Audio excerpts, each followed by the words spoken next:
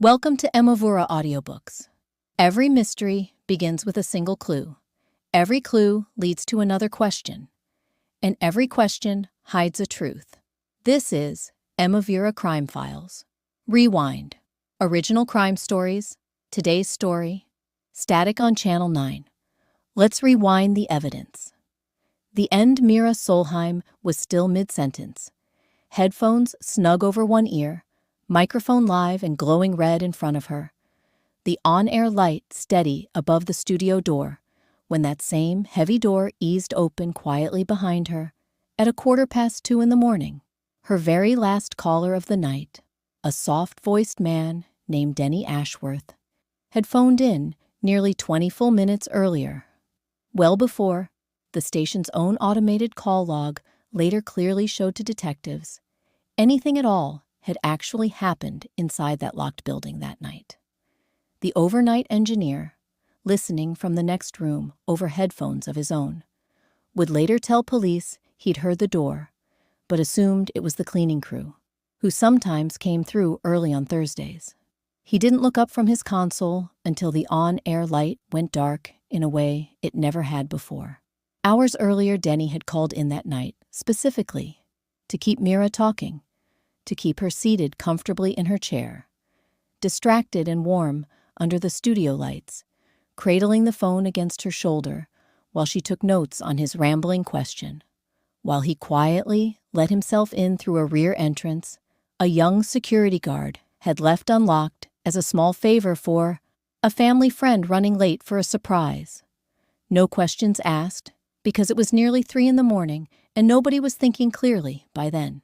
He'd timed his call using a stopwatch app on his own phone, hidden in the glove box of his car in the station's backlot, waiting for the exact moment her ratings tracker would show her deepest in the segment before he moved. Days earlier, for months leading steadily up to that final night, Denny had been mailing Mira increasingly intense, increasingly detailed letters, each one a little longer than the last, a little more certain of some private connection between them that only he could see. The station manager had waved off every single one as harmless devotion, the kind of thing, he always said with a shrug while tossing them in a drawer. Every late-night radio host in the business apparently collected like stray cats over the years, without any real danger attached to any of it.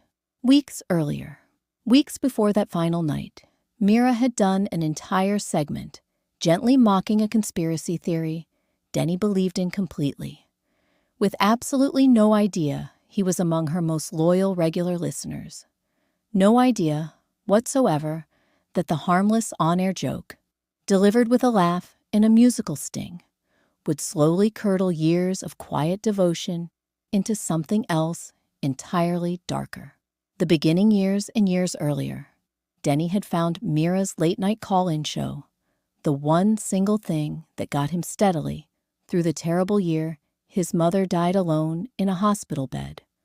Her calm voice at 2 in the morning, the only real company he had left in an otherwise silent apartment full of her old furniture he couldn't bring himself to move. Comfort slowly became fixation over time, and fixation, given enough long, lonely years to quietly grow in the dark with no one around to notice, became something he no longer fully recognized in himself at all. The young guard who left that back door unlocked that night was, it turned out, Denny's own cousin, who had absolutely no idea what favor he was actually doing that evening, or for whom he was really doing it, and would spend the rest of his life wishing he'd asked one more question before unlocking that door for a stranger's stranger. You've just listened to Emovura Crime Files. Rewind. If you enjoyed today's mystery, don't forget to like, subscribe, and turn on notifications so you never miss a new case. Thanks for listening to Emovura Audiobooks.